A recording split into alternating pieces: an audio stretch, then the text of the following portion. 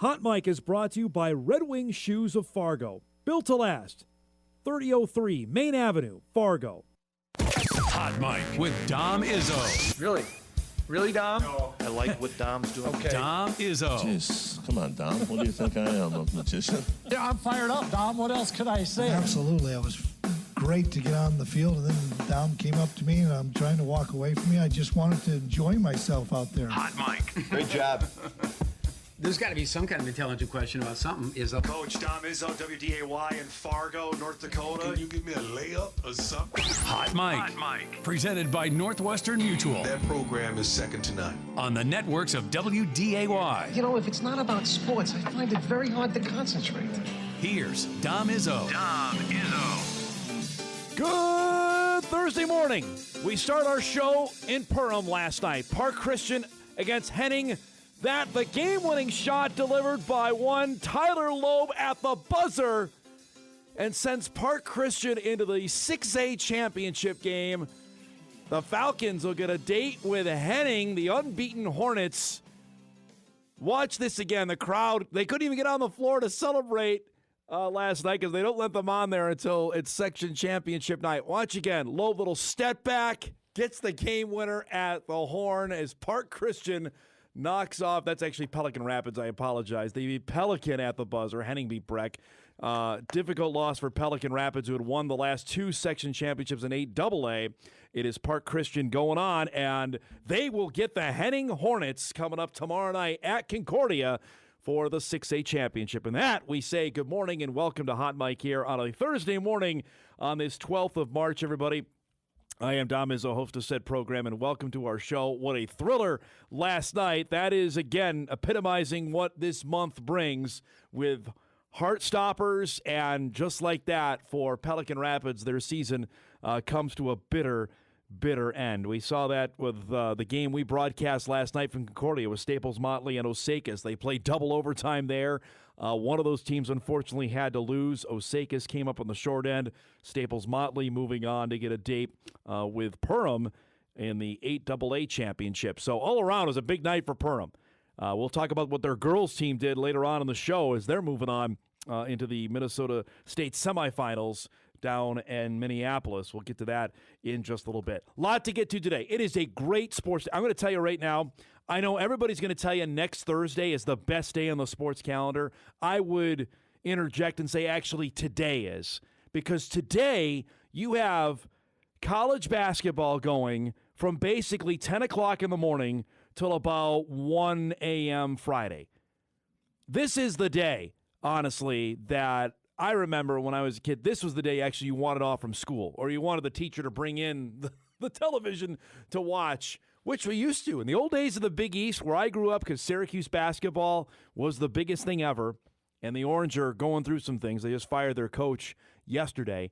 That if Syracuse was playing in the afternoon of the Big East tournament, no lie here, folks, we would have a teacher wheel in the television for us to watch ESPN. I know, we were big time.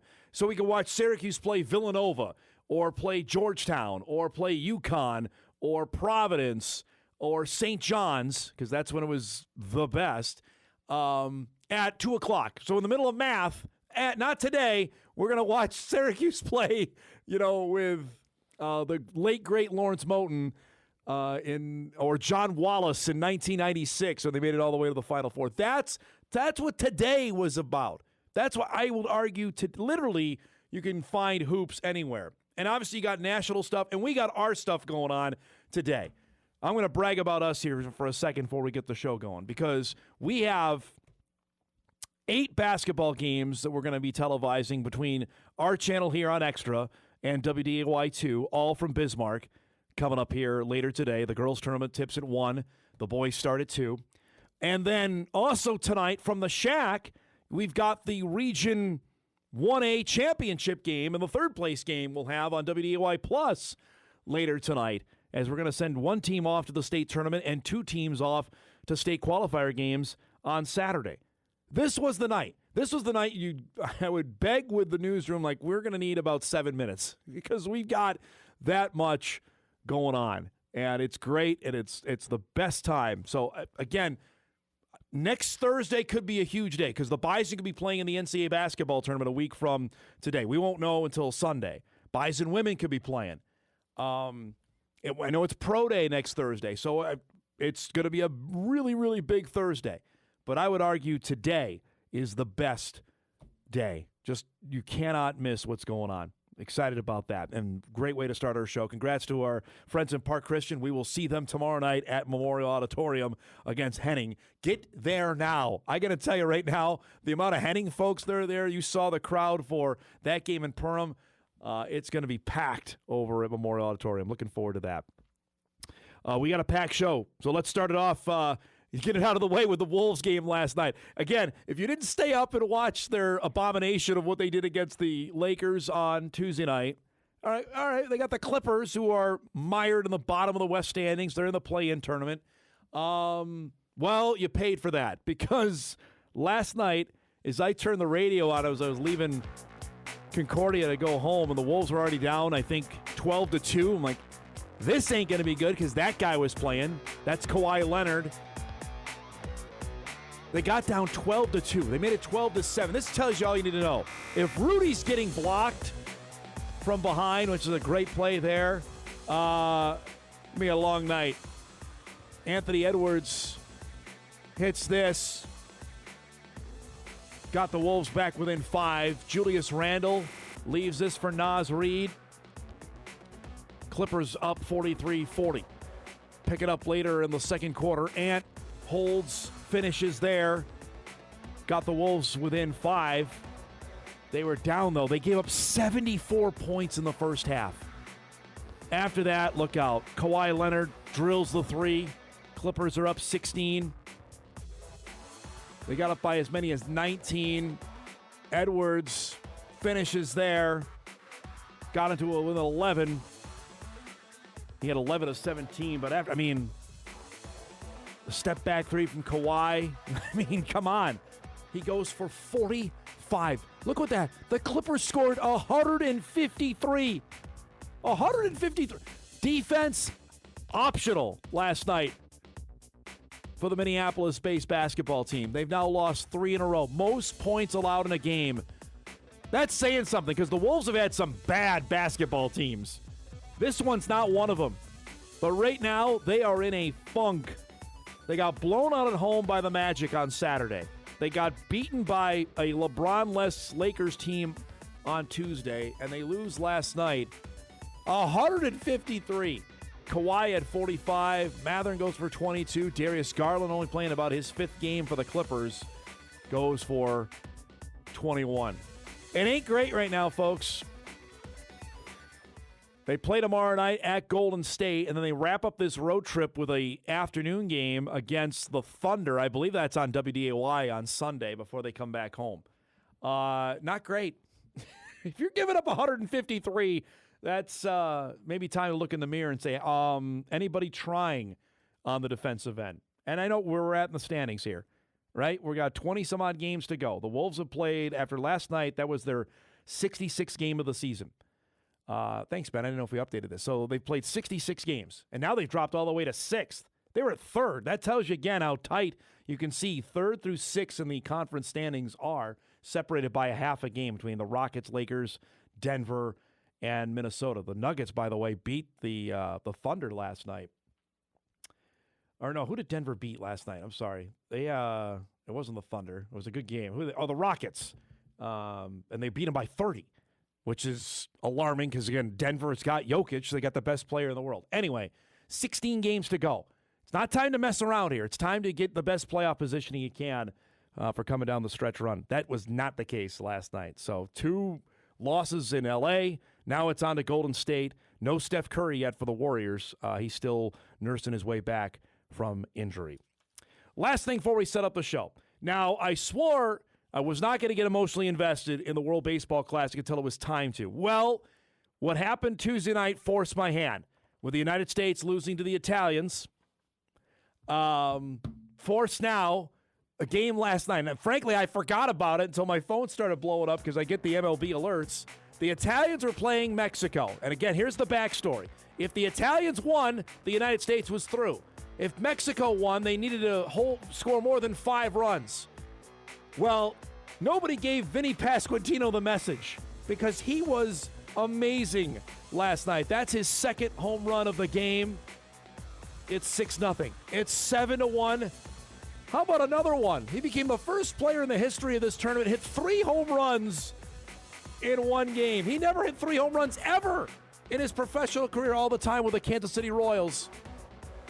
And finally, the Italians, they go unbeaten in the round robin, and they help out the United States because they clobber Mexico 9-1. Team Italy, do us a solid there. We appreciate that. So the Italians move on. The United States moves on into now the knockout stage for this tournament. I get it. If you're not paying attention, I don't blame you. You got a million things going on. And you would have paid maybe more attention if the United States didn't make it out of the round-robin stage. So tomorrow, Korea will face the Dominican Republic. They have been the best team in this tournament. And the Dominicans have a loaded team. You know, if I were to list off their starting lineup, you go, okay, yep, superstar. That's at 5:30. The United States will play Canada at 7 tomorrow night. And that's, again, win or you're done. The other side is Puerto Rico will play the Italians. Venezuela has got some dudes against Japan. Japan is the reigning champs with Otani and everybody else that you can think of plays for the Japanese team. All right, so I tempted myself. The Dominican Republic roster. This is who they trotted out last night. They beat Venezuela, which was a immensely talented and fun game. Fernando Tatis leading off, junior. Ketel Marte, who's all-star for the Diamondbacks. Juan Soto, may have heard of him. Vladimir Guerrero Jr., Manny Machado, Junior Caminero, who's a fabulous player, plays in Tampa. Julio Rodriguez, starting center fielder for the Mariners. Perdomo, who's a really good player. Who was their starting pitcher last night? Oh, Sandy Alcantara from the Miami Marlins, who was a former Cy Young winner. Yeah. And Fox wants the United States and Japan. That's what they hope. But if the Dominicans make it through, that's not actually the worst thing ever because they have a loaded lineup of baseball players. It's fun. I'm telling you. This is, and for the other countries, apparently not the United States, because Bryce Harper said it after the game that this is not the Olympics. First off, the major leaguers aren't guaranteed to be in the Olympics yet in L.A. There's hope for that to happen, but that has to be collectively bargained, which we're more worried about having a season next year than the Olympic Games taking place in 2028. But fun last night. Thanks to the Italians for doing us a solid. The United States will play on against Canada coming up. That game will be tomorrow night. We have a packed show coming up for you here. Our guest lineup on this Thursday brought to you by Northwestern Mutual. Just a few minutes, we'll check in down in the Twin Cities with Perham girls basketball coach TJ Super. His Yellow Jackets advanced to the state semifinals in 2A. They knocked off Rochester Lords. Their reward is a date with Providence Academy. And if you don't follow Minnesota girls basketball, Providence Academy is where Madden Greenway goes to school. She is now the all-time points record holder in girls basketball history in the state of Minnesota. She is the daughter of one Chad Greenway, who's going to go play basketball at Kentucky. Madden's been playing since the 7th grade. We've heard about her for the longest time. Providence has won a couple of basketball titles in a row.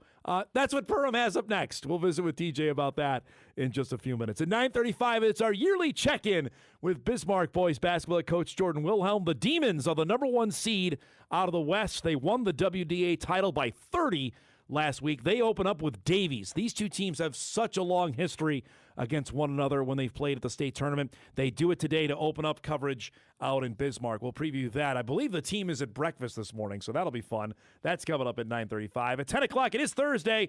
We'll check in with our guy, Sam Goetzinger, who's out in Bismarck. He's getting ready to call the boys 2A tournament for the first time. I believe Sam has called the girls each of the last couple of years. He's got his first opportunity to do the boys tournament. He and Zach Dosh will be guiding us through that. That's coming up at 10 o'clock. And a little bit later than normal, Jory Collins will join us to wrap the show this morning at about 10:45 to give us an update on the Bison women after North Dakota State's loss to South Dakota State in the Summit League Championship game.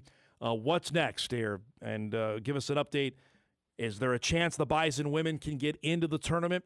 As we look today, the most up-to-date bracketology still has the Bison as one of the last 4 out. If that ends up happening, what does NDSU go from there? We talked with Todd Phelps yesterday, NDSU's deputy athletic director, saying if the Bison women miss out, they are automatically into the WBIT with the potential likely to host games at the Shield Center next week. So we'll get the most up-to-date info that Jory knows and chat about how the team is doing after the difficult loss in Sioux Falls on Sunday. So that is a busy show lineup here on this Thursday. Plus, we'll give you around the world from the small schools teams last night that made it to the NCAAs. A couple of friends of ours are going back to the tournament. We'll update you on that later on in the show. So, a lot to get to here on this Thursday. We'll take our first break. We come back.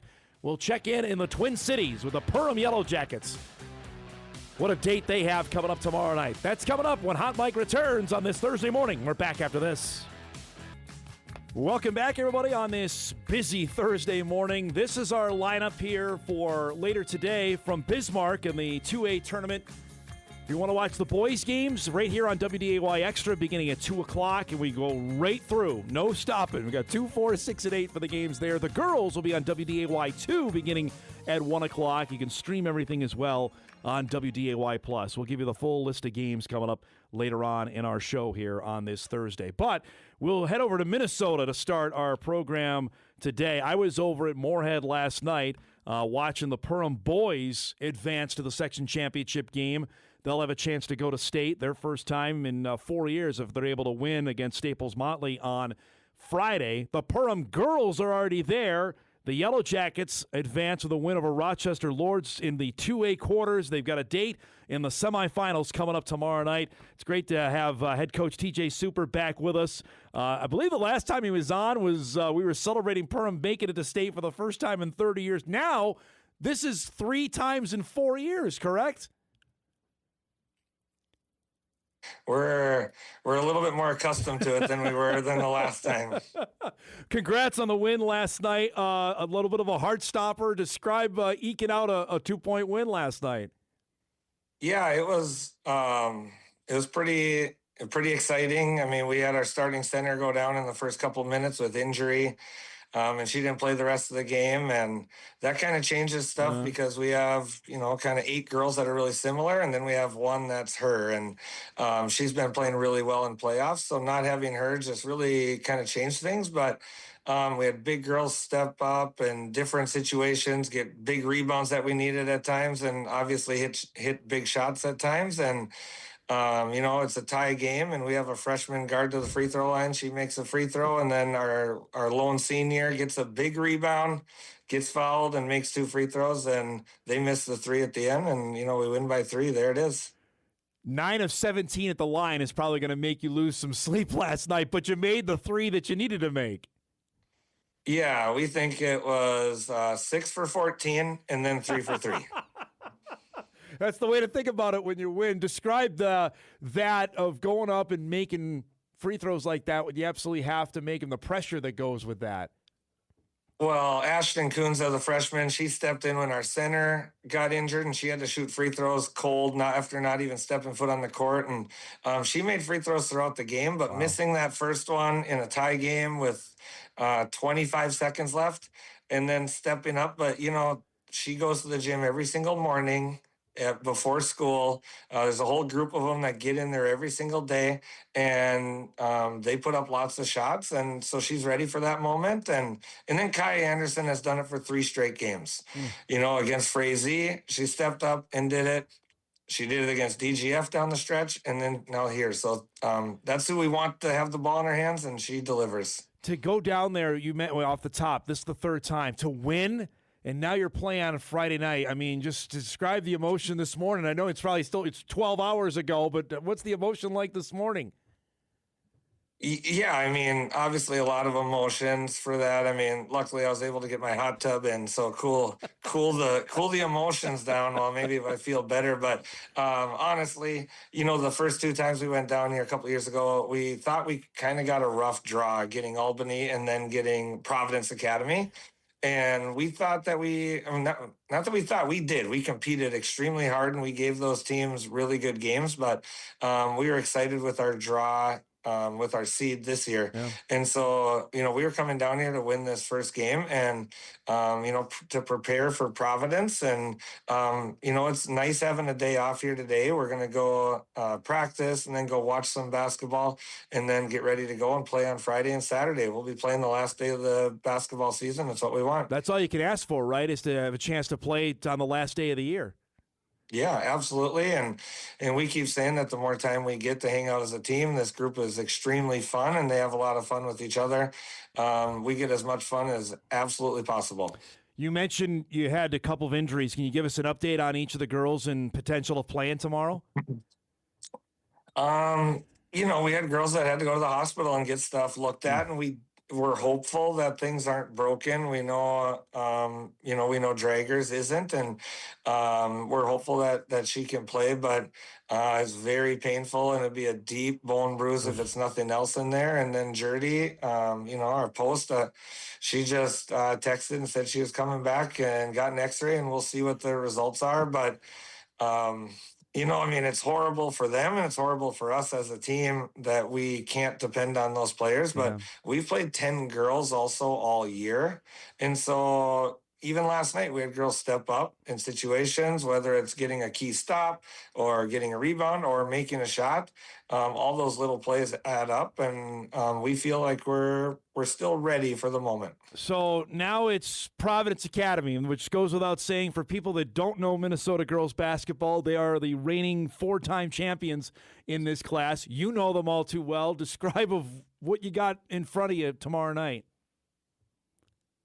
Well, I honestly think Madden Greenway is probably the most dominant basketball player in Minnesota history. Not just the scoring, it's everything. There's just, she's really, really, really good. But, her little sister's good. And then Emma Millerburn is really good. You have 3 D1 girls on the court. And they're just like extremely athletic. And, a lot of times, you watch people go out and play against them and they play just like regular basketball. And I think Providence has won probably over 200 and some games the last few years, playing basketball like that. And so I think you just kind of have to have a plan and stick with it. And, 2 years ago, we played them in the quarterfinals and, we had a very specific plan, and not like the coaches, but the plan is the most important thing by any means. But I think, when the girls buy into something and say, we're going to try to execute and do this. And, 2 years ago, we were down by 3, I think, with a minute and a half or 2 minutes left and ended up losing by 6 or 8 or whatever it was. It was really close. And so we're excited. We have a plan.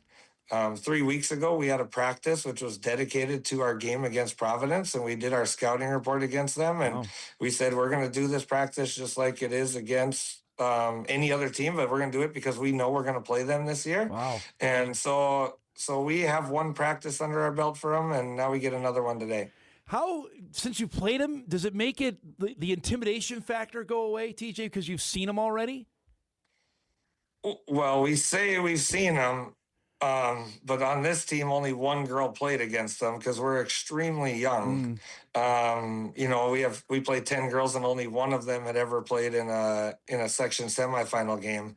And so, Kai Anderson's the only girl that's been down to state before and played. And so, I feel like we understand and we can tell the girls what is going to happen.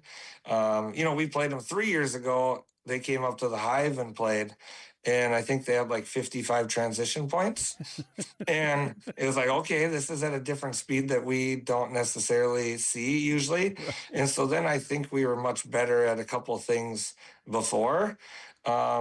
But maybe our girls might be so young and naive they won't matter anyway. We have 5 girls that we play that don't even have their driver's license yet. So we're just out here having fun, and I think we'll be ready. It'll just be a matter of if we can do it or not. Well, within a span of, I'd say, 2 hours, it was an awfully big day for Perham. The boys won in their section semifinal game against Eastside, and then you guys won down at State. Now, how's this going to work on Friday? You're playing at 6, and the boys are going to be playing here at 8 up in Moorhead on Friday. Fire up the helicopters and the planes. No, we're so excited. Coach Durkeisen, as a first-year coach there, head coach, has done such an amazing job, and we work with him and his staff, with Arlie Ohm and Gary Gruen. We talk with them, and we work our gym schedules out, and so we're just like extremely excited for them. And all we want is that if your address is Perham or surrounding area, just be in one place or the other, be at Concordia or be at Williams Arena, and hopefully we have a lot of support both ways. Obviously, it'd be great if we didn't play at the same time, but we played last night. We had a nice crowd. We'll play on tomorrow and hopefully get a nice crowd, and hopefully we'll play again a big game on Saturday. Well, that's the luxury of having teams that are really good, right? That invariably you're going to have teams maybe playing at the same time this time of year. Well, yeah, and then you put our wrestling team that also went to state, and we had swimmers and gymnasts. Our speech program's amazing. Our BPA was just down at state. Our Knowledge Bowl, is like winning tournaments and getting second. And our robotics just got second at a huge Great Lakes regional, and so we celebrate all our activities, and it's not just about us; it's about all the kids, and we try to celebrate them throughout the day as a staff, and in our school we try to celebrate those wins. But we also have really good administration that supports this, and a great community that promotes it. We promote excellence, and we promote that whatever you do is important.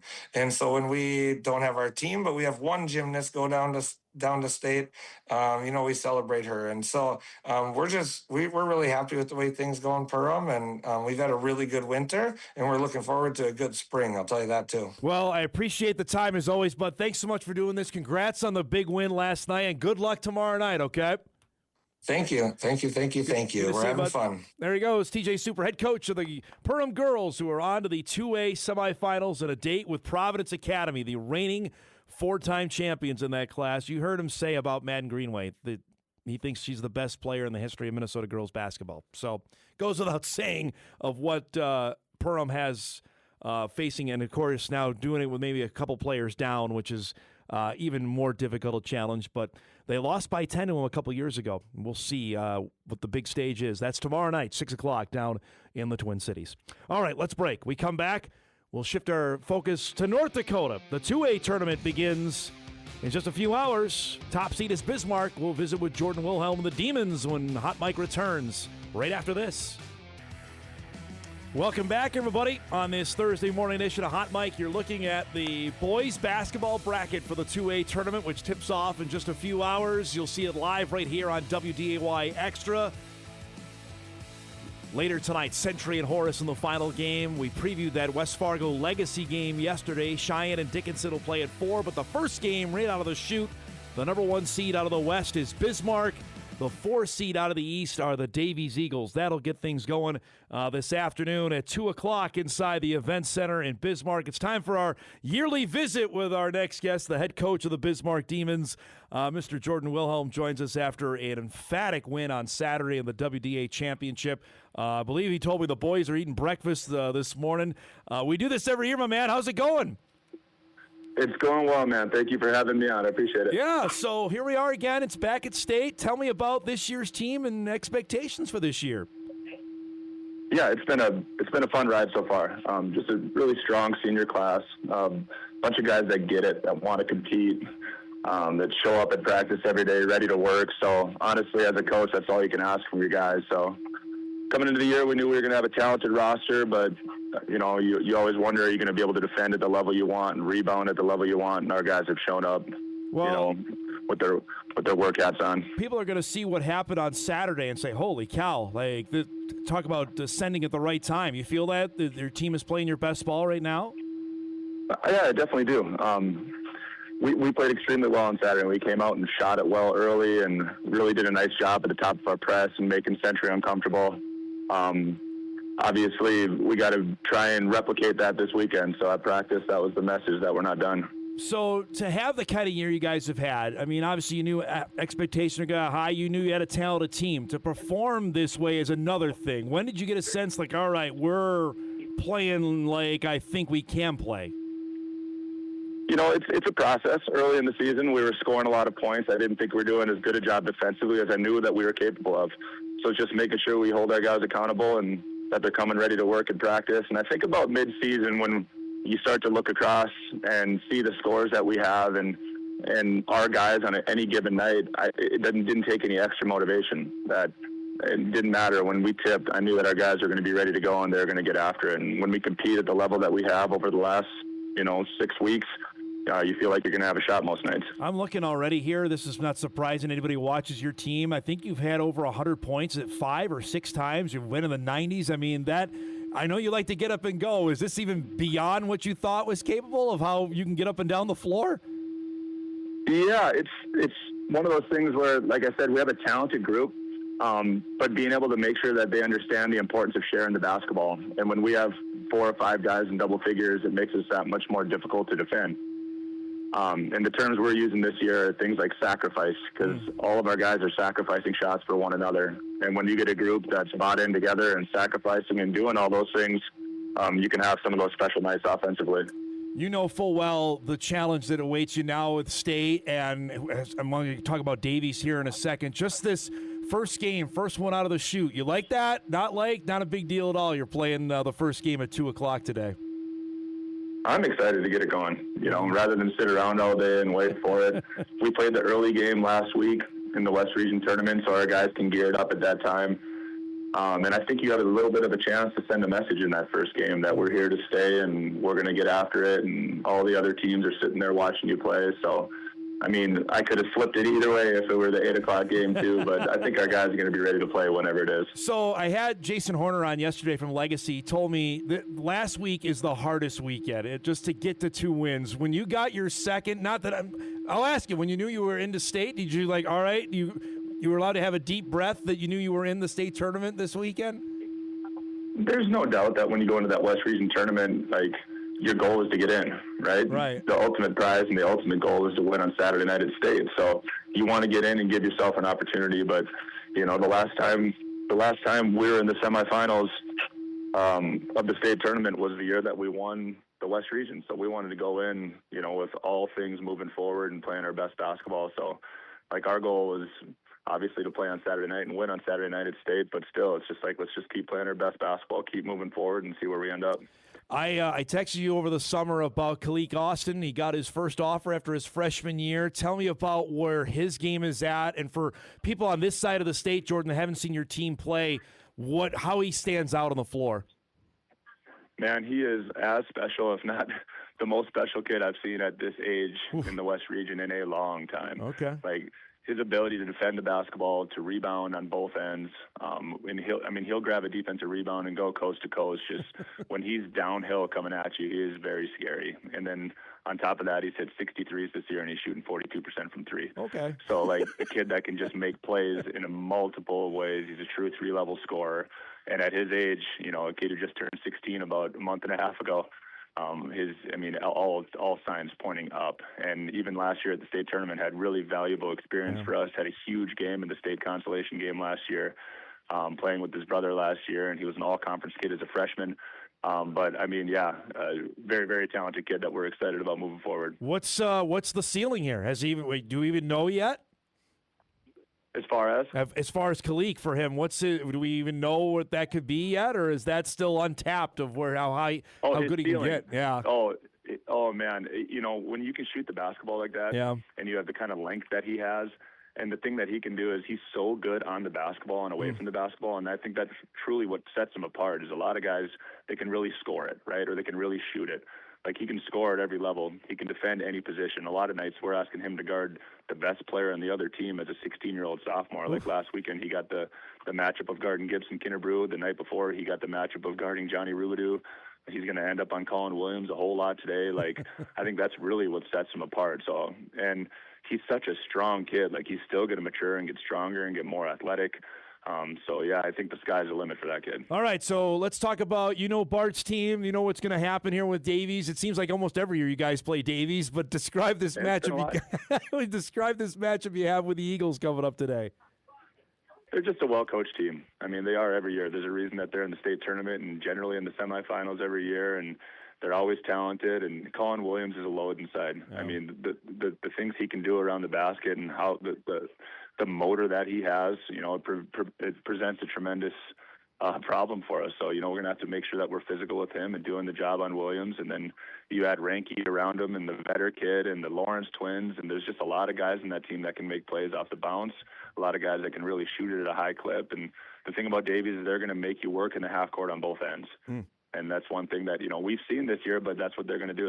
I'm sure they're going to try and make it a half court game, and they play strong, physical half court defense, and they want to run really nice stuff on the offensive side. So the thing that our team has proven this year, though, is we can score in the half court, we can defend in the half court. We've won games in the 60s, and we've won games like out in Dickinson where it was 119-97. So my hope is that this year or today, whatever the game leads to, I feel like we can win in a variety of ways. But I think you're going to see a battle at 2 o'clock. All right, as a coach, you prefer that 75 to 67 kind of game, or is 120 to 107 you prefer? I'm okay with whatever as long as it ends with the W call at the end. I knew you were going to say that. Like, if he wants to push it and play fast, we're okay doing that too. But if he wants to slow it down, I feel like we have the guys that can handle that sort of situation too. So, honestly, at this time of year, it's like all year long you're talking in a win, no matter what the score is. You don't care. Are we getting better? Then the scores don't matter. This time of year right now, none of that stuff matters anymore. It's all about getting wins. So hopefully we can find a way to get it done either way. I only bring that up. The Timberwolves gave up 153. I don't know if you saw that last night. So I don't know if you have that in store for us today, but I'm just saying. Yeah, or Bam Adebayo getting 82 the other night. Right, game against the Wizards. So on the outside, it seemed the WDA was just loaded this year. I think everybody knew, obviously, Century's the reigning champs. Your team was really good. Obviously, the Legacy had a really good player and really good team. Did that play out? You were in it all year. The WDA, was it stronger than most years, or is this just, hey, it's another year, we have really good teams out here? Full transparency, I was a little bit surprised by the scores of the West Region tournament last week. The West Region tournament is generally a super competitive tournament where everything goes down to the wire, and there were a lot of lopsided scores. That did surprise me a little bit because especially when you look the last couple of weeks of the season, the league was really tightening up, and scores were really starting to get closer. So I thought there were going to be some grinders in that tournament last weekend, and it ended up not being that way. But I definitely feel like, the 4 teams that got in are all very capable of winning games at the state tournament. All 4 teams can score the basketball and defend, very well coached. So I'm not surprised by the 4 teams that got in, but was a little surprised by the scores last weekend. All right, so you're having breakfast this morning. What's on the menu? Do you have something you have to have on game day? Are you that strict or no? Well, I've been saying I'm not a very superstitious person, but we are back at Denny's where we ate at Saturday before the Century game, and I did get the same thing that I got on Saturday when we played Century. So maybe I am a little more superstitious than I lead on. What'd you have? Some sort of salted caramel pancake, something or another. I don't know. You got it. When you go to Denny's, they always have those fun limited time menus, so you got to try and venture out a little bit once in a while. I know how much of a golf rube you are, so the Players' Championship is starting today. If you had a bucket of balls at the 17th at Sawgrass, how many could you get on the green? A full bucket. What are we saying in a bucket? Okay, 50? 40 balls. 39 of them, especially today. We're on it. Let's go. You're locked in today. That's what I like to hear. That's right, man. Oh, man. All right, last thing before I let you go, because you are, I always trust you on this for evaluator of talent. Where are we at statewide with boys basketball in North Dakota? I mean, we watched Grant Nelson. You and I were talking about him a few years ago. He's playing in the NBA last week with the Brooklyn Nets. Are we still elevating in terms of where the players at the high school level are just keep getting better, in your opinion? There's no doubt. I think the biggest thing that you're seeing right now is our kids, not only are they skilled, but they're big and they're strong and they're athletic. The thing that I've used in a couple different interviews is like if you took Artie Carlo from my team and you dropped him into practice in 2007, our guys would think he's a wizard because he can do things with the basketball that weren't even invented when I was playing high school basketball 150 years ago. So, I just think, the shot-making ability and how many of these guys can score at multiple levels and how they can shoot it from deeper and deeper. Like I think our first round last week, Kalik Austin made his first one from 19.9, his second one from 23.9, and his fourth one from about 27.9. So it's just like the time these guys put in, the hours they put in, the late nights they put in, the film, when I watch these guys watching film, like how committed they are to watching film from other teams and getting better and trying to find an edge. I think it's only getting better and better as the years go. And, you're seeing that with the success that these guys are having at the college level, like with Eagle staff at West Virginia, like you said, with Grant Nelson playing in the NBA now. And I think Kalik Austin is the next up that's going to be getting some big-time looks and big-time offers because these schools are going to start coming when they see what he's capable of. All right. There it is. There's the tease. If that's not a tease to watch later today, I don't know what is. All right, very last thing. So I went back in the archive. The first year we were televising, you were wearing a full suit. Can we guarantee that today? Are you dressed up today, or are you wearing the quarter zip like everybody else? I held on to the suit as long as I could. I said when I played out at Mary my last couple of years, when Randall Herbst would come in with the suit, that I'm going to be a suit guy someday. My staff fought me on it every single year, and I said, I don't care. We're wearing suits. And then after 2020 hit, when COVID, it's like every single coach across the nation gave up their suit game. And I felt like I was the last one hanging on. I didn't want to make it about me, where it's like, oh, look at Wilhelm wearing suits. So I ended up just kind of going with the norm because it's not about the weird-looking coach with the suit in the sideline. It's about the guys in the court. So we will not be wearing suits today. We'll have the cues that sound like everybody else. Well, and you know what? Bart's not wearing a suit anymore either, which I couldn't believe. I know. So that I knew was over. We were the last guys hanging on. I know it. So if he's not doing it, then you're in the clear on that. Yeah, don't mention it to my in-laws. They tease me every game about it. They're not real happy about it. They think I should be wearing. Hey man, you were looking good out there. I'm just going to tell you. So thanks for the time, bud. I appreciate it. And good luck today. We'll talk soon. Okay. All right, Dom. Thanks for having me on. There he goes, Jordan Wilhelm joining us from Bismarck as the Demons get set for their matchup coming up later today against Fargo Davies. You saw the bracket there. Ben, if we could bring it up real quick before we go to break. Bismarck and Davies is the first matchup. That comes up at 2 o'clock. You'll see that here on Extra. Then Cheyenne and Dickinson. Then West Fargo and Legacy, followed by Century and Horace to round out the day. Just looking back at this, now Bismarck has got, I would say, right next to Minot is the greatest history of boys basketball in our state. They have been to the state tournament 74 times. 74 counting this year. Here's the crazy stat. They haven't won this thing since 2010. That was here at the Fargo Dome when they last won a state basketball championship, which I don't think anybody out there needs any reminders. They've had some really talented teams, and they have matched up. Sometimes they just got a bad matchup. I can't even and he was chuckling when I mentioned they're playing Davies. They played Davies last year in the first round. They have it again this year. Sometimes those conference tournaments just screw up the seeding enough that maybe it prevents us from having the best matchup in the championship game. Because let's say like Horace got knocked off in the semifinal round, so preventing them from being the 1 or the 2. So now Horace is a 3 seed. Right? That's how Davies slips to the 4 line. Davies, in no circumstances, the 4th best team in my mind in the EDC. But that's what ended up happening. Cheyenne, by virtue of beating Horace, then they move up to the 2 spot. And it maybe messes up the bracket. That's another discussion for another day. But that's how you end up having sometimes your best matchup maybe happening on Thursday and not on Saturday, where the Class A and the B, where they've now started seeding all 8, we avoid that. That's, like I said, a discussion for another time, but maybe prevents a team from, if you have a really tough matchup on Thursday, that of having a run. We'll see. Bismarck's team is really talented, and they've got a great chance to maybe win this whole thing. We'll find out.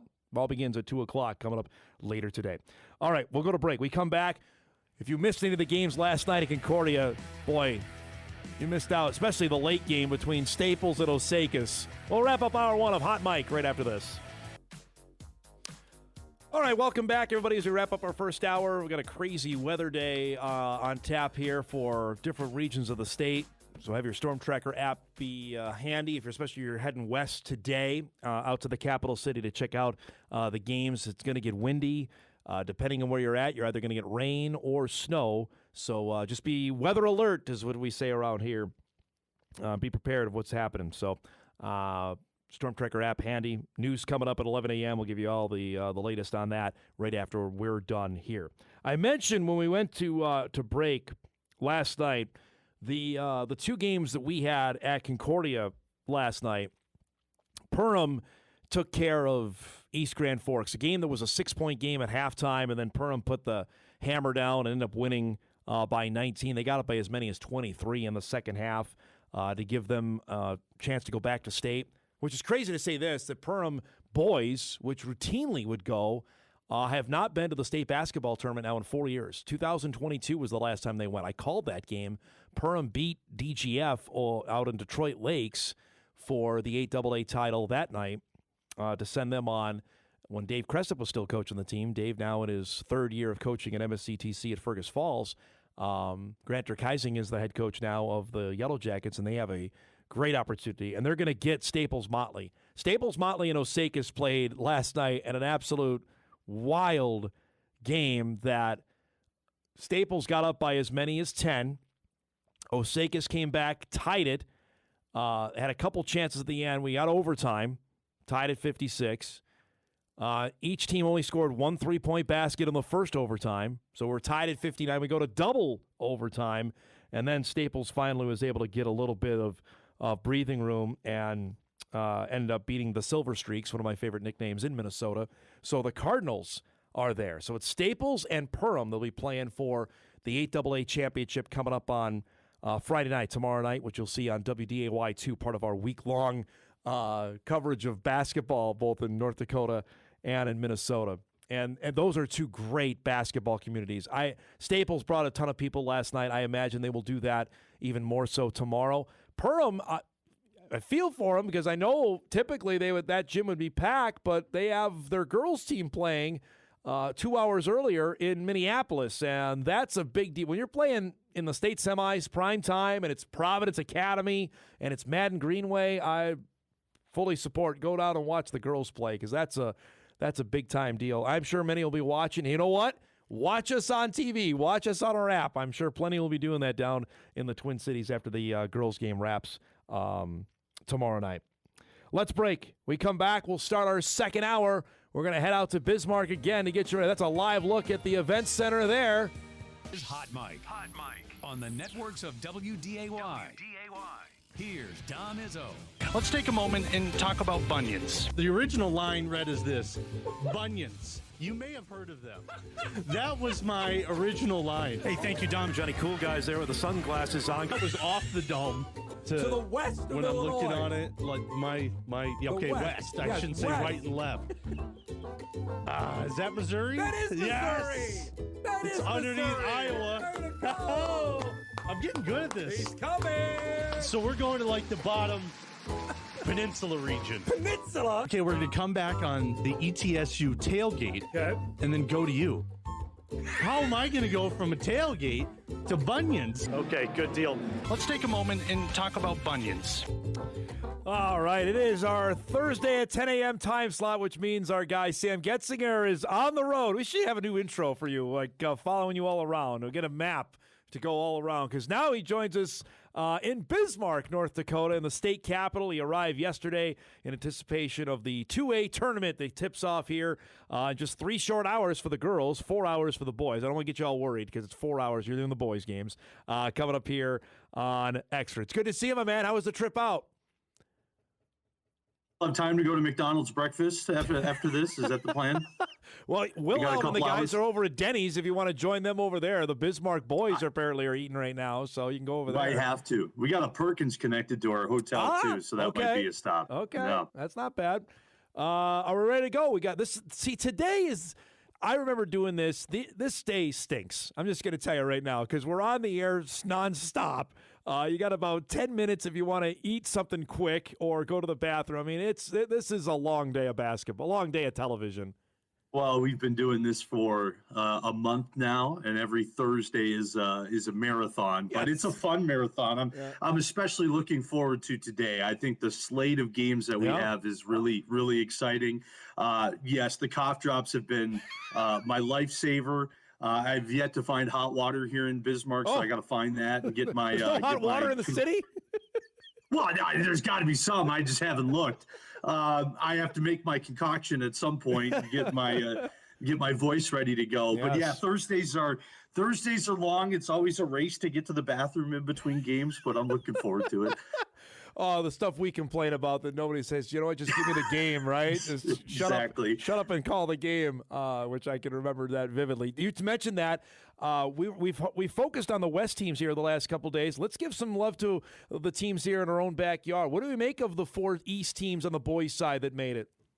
Well, West Fargo is pretty good at basketball, and I'm not talking about just West Fargo High. I'm talking about all 3 of them. 3 representatives from West Fargo in the state tournament, which is really impressive. And then don't forget about Fargo Davies. And I agree with you. They're not a typical 4 seed. They were up there in the 1 spot for a good portion of the EDC standings during the regular season. It's going to be pretty fun. Yeah. The West is stronger. There's no doubt. You can just look at box scores and figure that out. Talk with Jordan, and they're putting up 100. Yeah. That's not just Bismarck. That's everybody. That's doing that. I think the East is very strong defensively. So it's going to be, all right, what kind of play style wins out this weekend? Is it going to be the high-power offense, or is it going to be a good balance of defense that gets the job done? And I'm not saying the West teams can't play defense either, because they absolutely can.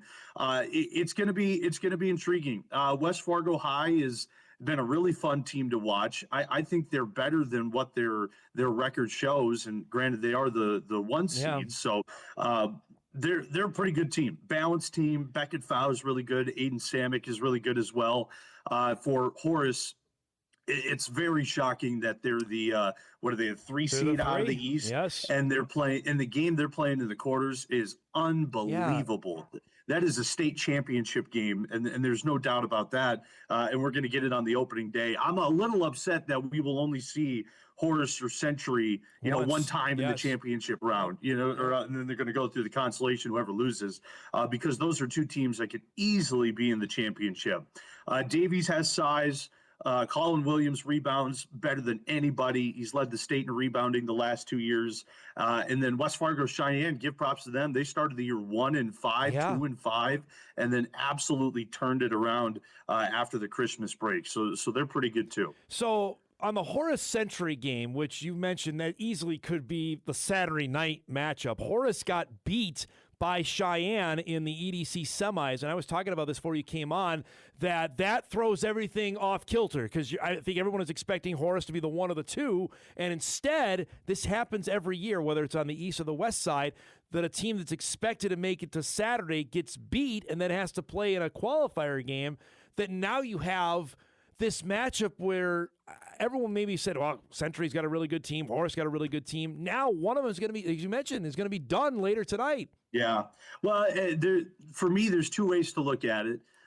If you're going to win a state championship, you got to play the best anyway. True. So I've talked to Coach Cummings, and I've talked to plenty of other coaches. It's better to do it now on fresh legs, I guess, than to do it after, on your 3rd day straight of basketball against some high-level competition. So that's one way to look at it. But it's tough. You're going to get them in the quarters, and I don't know. We'll see. It's kind of a tough pill to swallow that after today, one of those teams isn't going to play for a championship, and both of them can. The 4 seed out of the East, 4 seed out of the West, like that way of seeding things, I don't know if that's the best. I'm not here to change anything, but I mean, maybe if we go 1 through 8, that's a little bit it makes a little bit more sense. And of course, that breaks things up. Then you're going to get potentially West teams playing each other all the time, East teams playing each other all the time. But I don't think that matters to me. I think I'd rather see a 1 through 8 seeding, and maybe you avoid something like this in the quarters. All right, let's give a little deep dive here on Horace. First time there. I don't know if there'll be jitters tonight. There might be. This is the first time of making it. Carter Evanson is a well-known player on this side of the state. Century's bringing back a loaded lineup. Gibson Kinnebrew should be known everywhere. He's I think the next big thing with Kalik Austin with Bismarck. You've got some high-level talent in that last game, Sam. Oh, absolutely. And not just that game. I think every game. Every team has a dude that can go for 30, and some teams have 3 guys who can go for 30. And Horace is one of those teams. Carter Evanson is unbelievably fun to watch. Going to go to UND. They're getting a good one. He can throw it down with the best of them, and he can shoot from 30 feet, and he plays good defense. He leads the team for sure in assists. I'm pretty sure he's up there in the conference in assists as well, which is, he's an unselfish guy. It's impressive. They have size up and down the board too. Brett Livingston is 6'6". Yep. Owen Terrace is 6'6". They're the two best shot blockers in the state. So they're fun to watch. Aiden Green, who's also a really good football player. He's fun to watch as well. He's a good complement to when Carter is locked up, triple teamed, go to Aiden and he can do the same things. It's an impressive all-around team to watch. But yes, on the other side, it's Century, the defending state champs. Garrett Nisley's really good. Gibson Kinnebrew is really good. They're getting Camden Kramer back, which is huge. He's a Northern State commit at point guard. He went down 8 games into the season. He broke his leg in 2 places and somehow rehabbed well enough to come back for the WDA tournament, where he came in a limited role but still made a bunch of threes. And it sounds like that's going to be the case this week. He'll be a little bit limited, but even having him on the floor changes their entire team. So, again, that game's going to be absolutely fantastic. I think Century a little bit is banged up, speaking with Coach Madden earlier this week, but they're going to gut it out and be ready to go. So that's going to be a fun matchup. The Cheyenne Dickinson game, that middle one there, is that a game that can be 198 later today? That's tough because Dickinson can definitely put up points with the best of them. There's no doubt about that. Cheyenne definitely wants to lock them up. I think they're one of the better defensive teams from the east side, especially in this tournament field. So maybe both of the coaches were telling me this is probably the 5th time they have paired up in the quarterfinal round out of all the times they've made it. So they're used to seeing each other in years past, but I'm intrigued by that one because I think that's going to be a better game than what people think. It could go either way. It could be a track meet because Dickinson, I think, could definitely handle in a track meet, and Cheyenne can turn it into a defensive game and dominate that way. So that one's going to be close. The setup at the event center is the best. Honestly, it really is. I know you've called the girls over there as well, and how close you are to both is the fact that you can travel and go back and forth is especially on a day like today, makes it really, really cool. That's why I think people love it so much. Yeah, I think we saw that in volleyball too in the fall. That's right. When both courts were going and the place really packed up. It's not a long walk to get from one court to the other. Of course, it's 2 steps away from Bismarck High, so I would be shocked if they didn't have a ton of people, And the fact that there's 3, just like we said, there's a lot of West Fargo teams. There's 3 Bismarck teams representing the West as well. So I'm hoping the place fills up. I'm hoping the East travels well. I'm sure Dickinson will travel very well as well. So it's going to be fun. It's a great setup. I think it's one of the better ones in the state, especially for the AA level, just because you can bounce back and forth, and staggered times help as well. The girls will get going at 1. Those games today are on WDAY 2. Ryan McNamara will be calling those games. I know you called it last year. Minot is back. They are, I think, the prohibitive favorites with Lily Bell and Maggie Fricke, who I called them when they won the state title as 8th graders. That was 2022. They got a chance to the ultimate bookend if they're able to do it this weekend. The reigning champs are Horace. They play in the 2nd game today. I want to get to them in a second. Davies is the 1 seed out of the East. Then you've got that last game is really interesting with Century and Shanley. Century's got 2 9th graders that have already got offers from one Jory Collins and NDSU. And we know the Shanley team has 3 or at least 2 Division I prospects on its roster, Sam. This is loaded. There are really good players on the girls' side this weekend, too. Yeah, no doubt. It's going to be a really fun tournament. Yeah, I think Minot is probably the favorite now that both Lily and Maggie are healthy. That's been the bugaboo for the last couple of years. Lily is, if you have not watched her in all of the years that she's been a varsity basketball player, make an effort to do that this week because she is so fun to watch at 6'2", a skill level that I don't know if we're going to see again. And I hope we do. I really do. But it's going to be tough to someone to match the level of play of Lily Bell. And then, of course, Maggie Fricke is going to be there as well. up and down the board, it's really impressive. Just like the boys' side, Horace is really good. They have some really, really good talent returning back from last season, despite being without Jaden Hale. Davies has given teams fits this year. They return a lot of people. Fallon Passanante is fantastic. Quinn Scarry's really good as well. Both of them average about 20 a game, so that's going to be good. And then the battle of the youngsters in the last game is going to be interesting. I think Jaya Taylor from the East is really fun to watch. I haven't seen a lot of West girls teams this year, so I can really only speak to the East as from what I've seen throughout the season. But Jaya Taylor is something else. I think she had a really good East region tournament as well. Yeah, she was sensational last year for Shanley. I think burst on the scene to really let the state know, and now they're back. Riley Sievert is tremendous down low, is getting a bunch of attention. Kaylee Wellstead and Kinley Thornton, if you're going to watch, they're both ninth graders I know Jory Collins offered both of them. Kinley Thornton is Esley Thornton's cousin, former Bison football great, Bismarck great. Wellstad is Nate Wellstad's daughter, who's the head coach of the Century Girls. So, there's no shortage of great players. It's just going to be fantastic to see who makes it out. Now, here's the big question. What do you got prepared here? What can you eat in between it? For me, I could do a slice of pizza. That was about it. After that, I was risking badness on the air if I dare step beyond that. I don't know. We have an assortment of snacks in our truck. Okay. So I think I was hammering like mini Oreos in Jamestown. Okay. That'll work. That's all right. Pizza came. I had the same deal. Had a piece of pizza. Had to run back in because we didn't have a ton of time.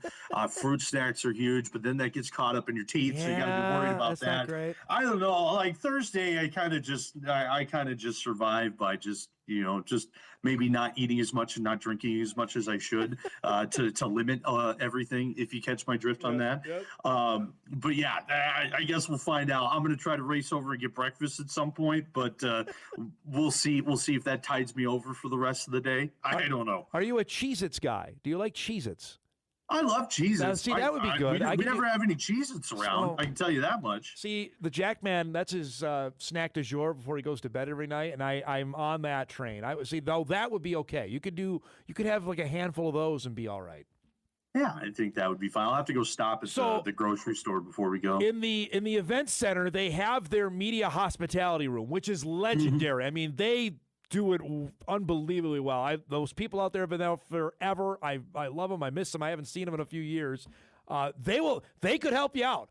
Ask them. They can maybe deliver something for you because they'll. Well, I will say, last time I haven't really experienced the Bismarck Media Center. I haven't gone into time. I think last time during volleyball, though, they had like a chili or something like that. Yep. And I don't know if that's the greatest thing to eat before going on the air. Maybe that's just me, but I might refrain from the chili. I would say tomorrow night, that's okay. Like, because you only have the late games tomorrow, so you've got time. Like, if you wanted to go over during the day, you could do it then. But no, I totally, I'm with you. Not today. That's not going to happen. Yeah, no, I think today will be conservative. Let's do two last things. The big news yesterday, your guy, Daniel Jones, $100 million, 2-year, $100 million.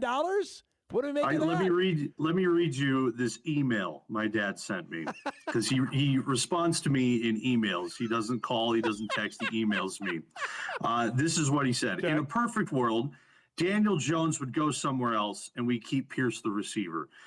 I don't care who we get as a quarterback, just not a fan of him for some reason. And that Anthony guy can go as well. Oh. So that's that is from my father, who's been a Colts fan ever since they beat the Cowboys in the Super Bowl way back in the day. And this is the same guy who thought Jacob Eason was going to be the next Peyton Manning. Obviously, that never came to fruition. Oh, no. I'm a fan. His leg better be bionic, with $100 million. So hopefully that repairs nicely. We did get Alec Pierce back in free agency. I don't know who that guy. I don't know who that guy is. Come on. I'm serious. This is the most honest I can be on this. I have no idea. If he's here next to me, I have no idea who he was. None. He is up and coming receiver. I believe he was drafted.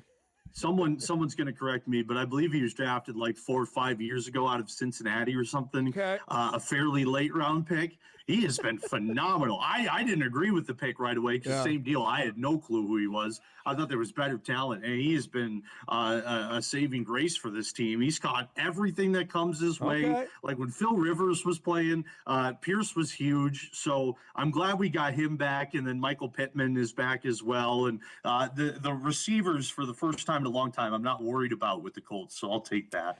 That was a lot of money spent by your lovely football team there. No, better work. It better work. We'll find out. Last thing, I know you've been up to your eyeballs in high school prep. Did you get a look at the Bison football schedule, and what did you make of that?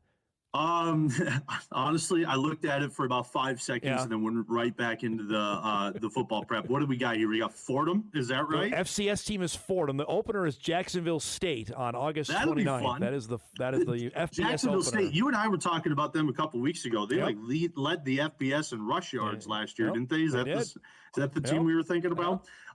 So I watched them for some reason on a random night. They were playing Missouri State, and I was like, wow, these guys could run the ball pretty well. So that'll be a fun game to start.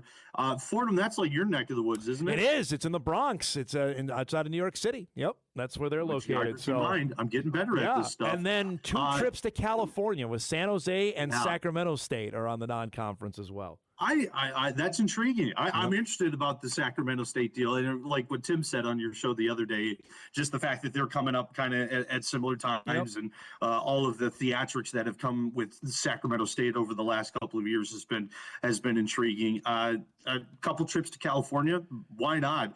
I'll be curious.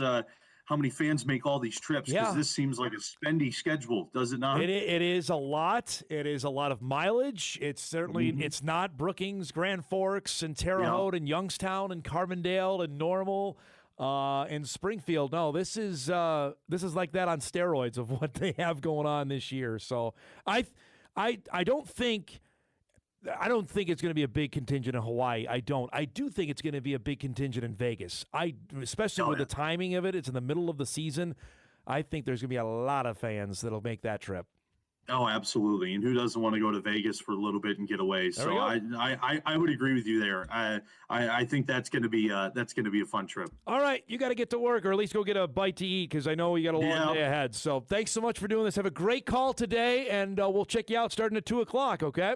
All right. We'll see you later. I'll see you next week. Sam Goetzinger joining us live on location in the capital city. He'll be on the call with Zach Dosh beginning at 2:00 of the North Dakota 2A Boys Tournament. That's live. All the games you'll see here on Extra. The Girls 2A Tournament begins at 1:00. Ryan McNamara and Lynette Johnson will have the call of those games beginning at 1 from the exhibit hall right next door. Then everybody moves to WDAY tomorrow for the semifinals. The girls go during the afternoon with the boys in prime time tomorrow night. Part of a long weekend.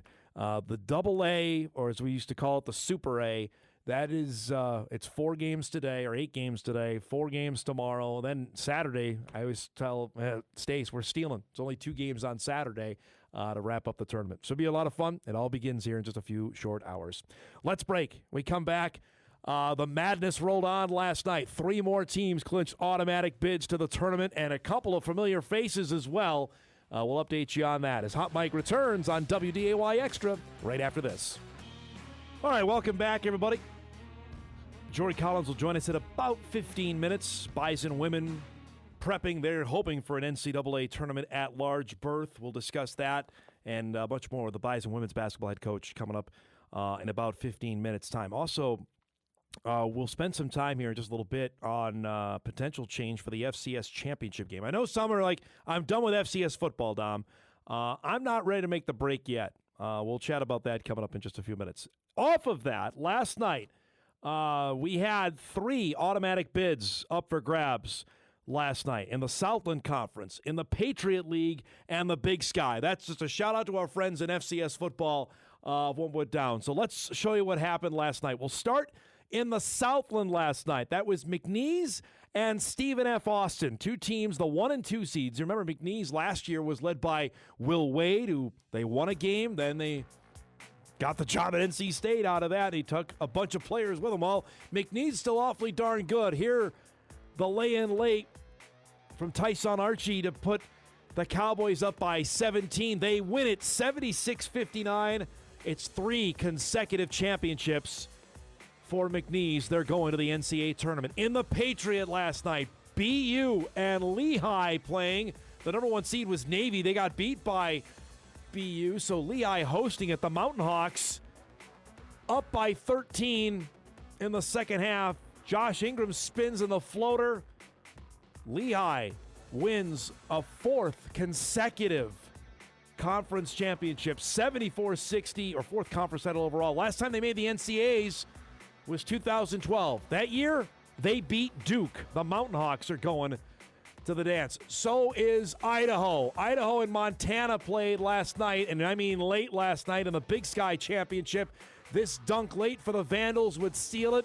And how about that? Montana, who was upset the 1 seed in Portland State, the 7th-seeded Vandals are going 77-66, the final. Now, why is that relevant? Idaho is going to Dayton. I'm going to tell you that right now. With them in the tournament as a 7 seed, and this only helps the Bison resume of maybe moving off that 14 line and maybe moving up to the 13 line with Idaho. Yeah, Idaho's already penciled in as a 16. They're going to Dayton, according to Joe Lenardi at ESPN.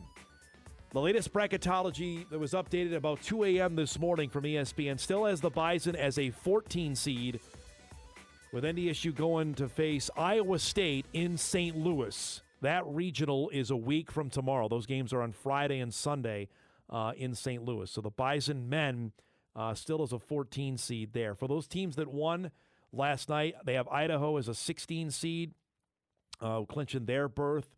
Let's see. McNeese is a 13.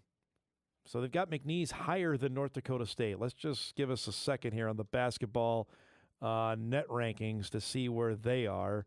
I can't imagine the Southland might have been rated higher than the Summit this year. I'm going to admit I'm not a great Southland basketball mind. Let's look here quick. In the Southland, McNeese wasn't even the 1 seed. They were the 2 in that league. McNeese has a net of 57. So there you go. That's why they're at. SFA, who they beat, was 88 in the net. North Dakota State this morning is at 115. St. Thomas still has the highest net ranking of Summit League teams. They're at 104. They're holding out hope that they get a NIT bid. We'll see about that. But there you have it from last night from the small schools.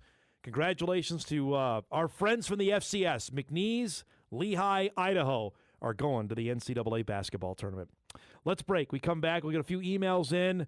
Jory Collins coming up in about 15 minutes as well to chat some Bison women's basketball. We're back on Hot Mic on WDAY Extra right after this. Welcome back, everybody. Live look inside the Event Center in Bismarck, which will be rocking in a few short hours for the 2A tournament. Our coverage begins at 1 o'clock on WDAY2 of the girls. The boys on the main floor will start at 2. Looking forward to a great day out there. All right, let's get a few emails caught up on with Jory Collins still to come here in about 10 minutes worth of time. So we'll get out a little bit early on this segment to make sure we have enough time for Jory at the end. I got this sent to me, actually, baseball nerd myself, from Jason Stark, who writes for The Athletic. Great, great baseball writer. A long time worked at ESPN, now worked at the Athletic for a number of years. About the World Baseball Classic. We showed you earlier the Italians won over Mexico to move on. And I brought up, and I think I'm in the majority here of people that are just like, I love my sports, and I'm trying to, you want to consume as much as you can, but it's basketball right now. This is what we're knee-deep in that, and it's going to be on my television upstairs in the office once Hot Mic is done today. And I can't say I'd like to watch this weekend. I don't know if we'll fit it in. We'll see what's going on. With the World Baseball Classic, why is it played in March? And Jason Stark had a great idea with the premise of keep the pool play in March, right? With the 20 teams playing all over the world like they have, and then whittle it down like they did to the Final 8. But instead of keep going, stop it, and then resume it in July with this schedule. Now look at this, folks, and for those on the podcast, I'll read it. Starting this would be over All-Star break. Over the All-Star break, you'd start on that Saturday with the Major League Baseball draft, which they keep trying to make a thing. Sunday is the Futures game. Monday, you keep the Home Run Derby. Tuesday is the All-Star game. And then the World Baseball Classic resumes on Wednesday with, they say, an Elite Eight doubleheader, so 2 quarterfinal games. Then Thursday, the other 2 quarterfinal games. Friday, play both semifinal games. And then either Saturday or Sunday have the championship. And then probably another day off or 2 and then resume the season the following Tuesday. This is outstanding. Make this happen now. Just because of us in the middle of the summer when we're looking for stuff, this would be huge. Now, the Olympics may full well take this idea. We'll see. Again, that has to be collectively bargained between the union and Major League Baseball about letting its players go to the Olympic Games in LA in 2028. But that right there is phenomenal. Make that happen yesterday. We will all be on board with that if that ends up coming to pass for the upcoming season. Or the next time they do the next World, I don't even know when it is. If it's 2029, I'm not plugged in on that. But whenever they decide to do it again, let's go. Make that a thing. Also, from the FCS ranks, Sam Herder sent this on to me, and it's important to note for those that are paying attention. I know we got plenty. The FCS championship, the FCS Oversight Committee set this out about the FCS championship. So next year, for the 2026 season, let's just first start because everything revolves around the NFL. The NFL regular season will end, I think it's January 10th, I want to say, is the final Sunday of the NFL year. Right now, the FCS title game is slated for January 4th, that Monday in Nashville. Now, typically, correct me if I'm wrong on this, guys, I don't think they have a Monday night game. Hey, they do, don't they? Do they have a Monday night game heading into the final? Yeah, final week. But the week prior, though, they have a Monday night game, though. They always do that, and that's the issue here with this, because if the schedule is not going to change, the NFL then would have a Monday night game going up against the FCS championship. So the Oversight Committee has proposed of moving the FCS title game. They're asking for a relief waiver to permit the final date for postseason competition to occur on the second Monday of January in 2027. That'd be January 11th, 2027. A legislative relief waiver provides appropriate notice in the championship planning process. The committee's proposal to modify the final date for postseason competition FCS will be considered during the June 2026 legislative cycle. And the reason why is to get away from the NFL. ESPN has the game. So you already know then you're not going to be on ESPN if you're the FCS. You're going to get moved to 2 or to ESPNU if they have the Manning cast going on. They don't want any part of that. They want to stay on Monday night, then you're going to have to move the game later, which would mean then 3 weeks between the semifinals and the championship, which has been done before. It's not great. It's a long time, but that's what they're looking at there for 2026 championship game to be played in January of 27. We'll update you on that. We're not going to pull the plug on FCS coverage. I'm just not ready to do that. I know there's plenty that still want to know. So appreciate Sam with the update on that. All right, let's break. We'll get our final one in here because when we come back, Jory Collins will close out the show with us, give us an update on the Bison women and what's ahead with Selection Sunday coming up on Sunday night. Back to wrap up Hot Mic after this. All right, wrapping our show up in style as the North Dakota State women's basketball team will play another game. It's just a matter of who, when, and where. The Bison women losing in the Summit League Championship game on Sunday afternoon to South Dakota State. They await their fate. The selection show is Sunday night. North Dakota State women's basketball coach Jory Collins joins us. More importantly, he's got to hit the road here as soon as we're done because I mentioned on Saturday, a pretty red-letter date for the Collins family. The Bison women won. Your son was on fire leading the Horace boys to the state tournament for the first time. So congratulations, man. That's good stuff. Thank you. I'm excited for him. I'm excited to go watch. You already told me, I think we were chasing around with baseball. You were setting land speed records. Is that, I don't want to get you in trouble on the air today about doing that again to get to Bismarck. Well, I'm a little nervous about this weather, so I don't know if I like the 70-mile-per-hour gusts I'm hearing about, Dom. I may not be cruising as fast today. No. Thanks so much for doing this, bud. Just tell me, the last couple days, I know you're back in the gym, you're practicing. How's the team reacted after what happened Sunday in Sioux Falls? Yeah, really. I mean, this morning was the first day that we've gotten together since Sunday night. I gave them 3 days and just said, we'll see you on Thursday. We're going to practice the next 3 and then, find out Sunday where we're at. And then obviously, when you have somebody to prepare for and know where and what you're doing, it's a little bit easier to get locked in and go again. Obviously, super disappointed with the result on Sunday. And it stings, and you sit around and you replay it in your mind 100 times and think about all the things you could have done different. I think that's just part of coaching and how you handle those things, and players do the same thing as well. The main thing I told them is, one game isn't going to define our entire body of work this year. The season that we've had, the season we still have in front of us, opportunity to still play, doesn't happen for every team in the country.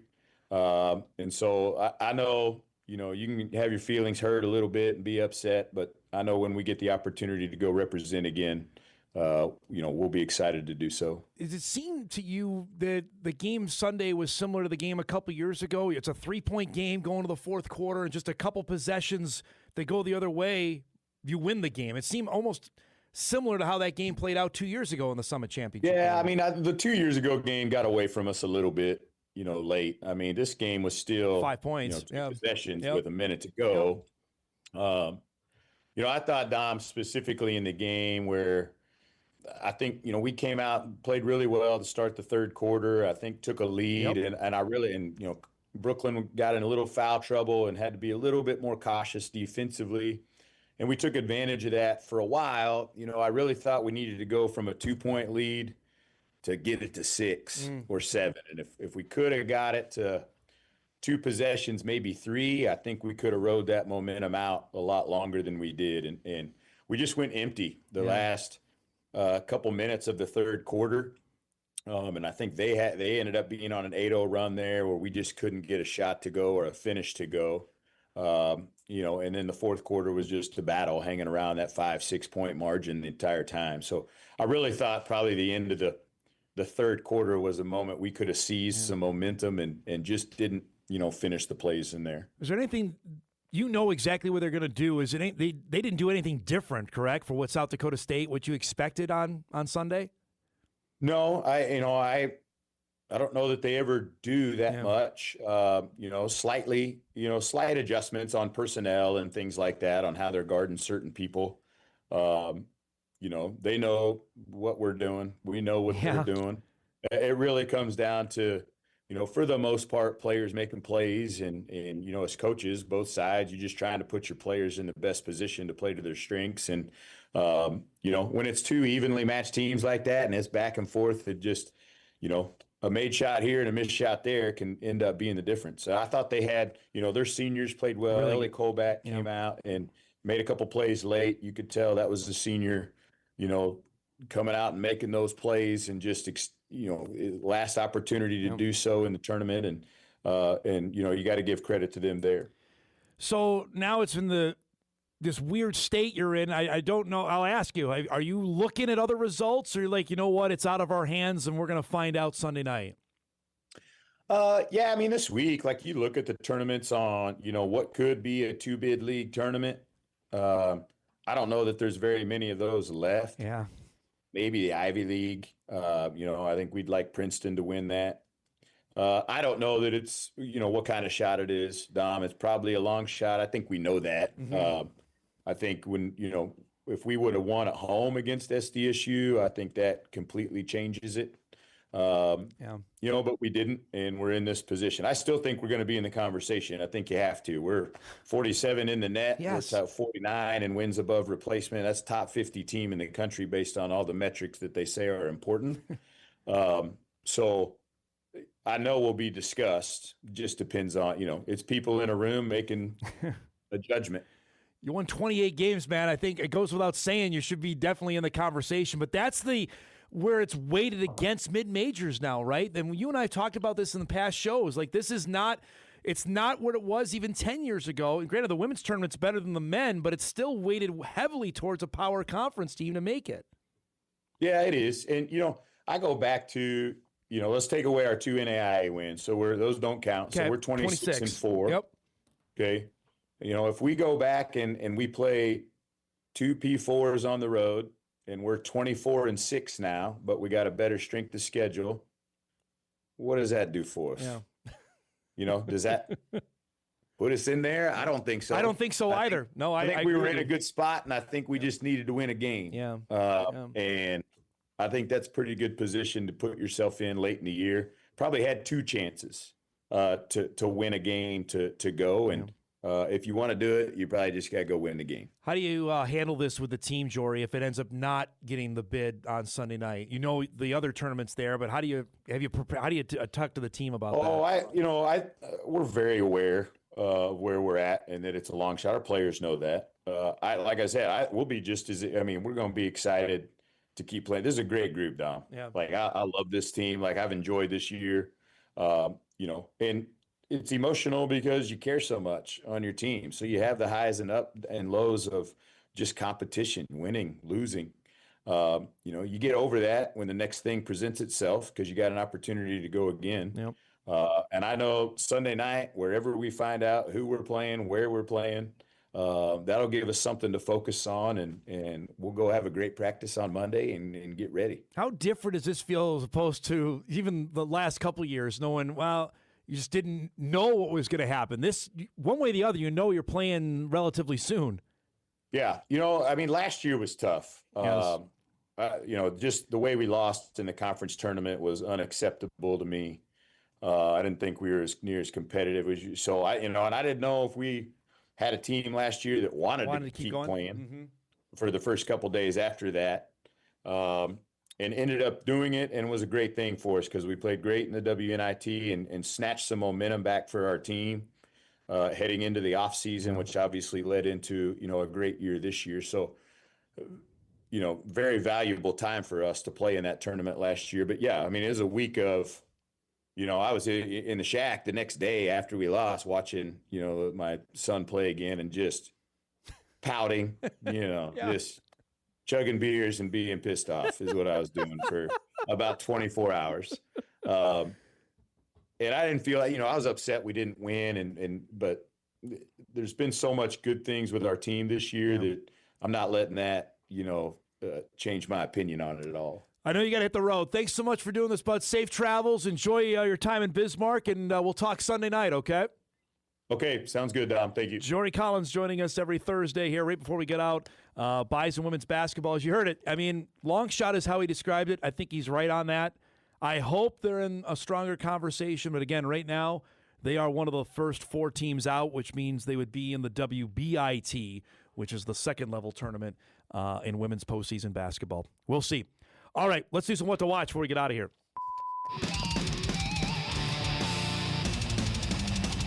All right, What to Watch brought to us by our friends at Northwestern Mutual. All right, here we go. We got the 2A tournament tips off at 1 o'clock on WDAY2. If you want to watch the girls' games, they're all there nonstop all day long from 1 o'clock till about 9 o'clock. The boys will be right here on Extra starting at 2 o'clock. You can also stream it on your iPad, tablet, wherever on your phone on WDAY Plus to watch today. Also tonight is the Region 1 Championship and third place games. Those are exclusive on WDAY Plus. Starts at 6 o'clock. Third place game, remember, means something. The winner of that goes to a state qualifier game.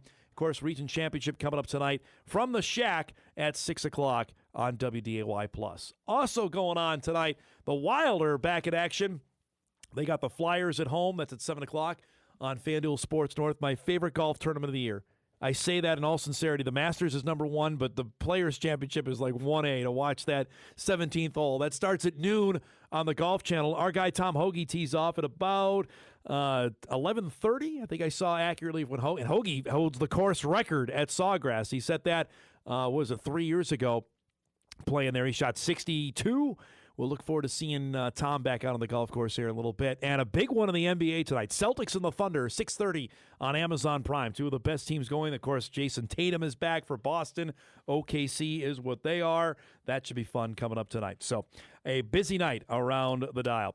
That'll wrap up our show here for today. Thanks to our guests, to Jory Collins, to Sam Goetzinger, to Jordan Wilhelm, and to TJ Super.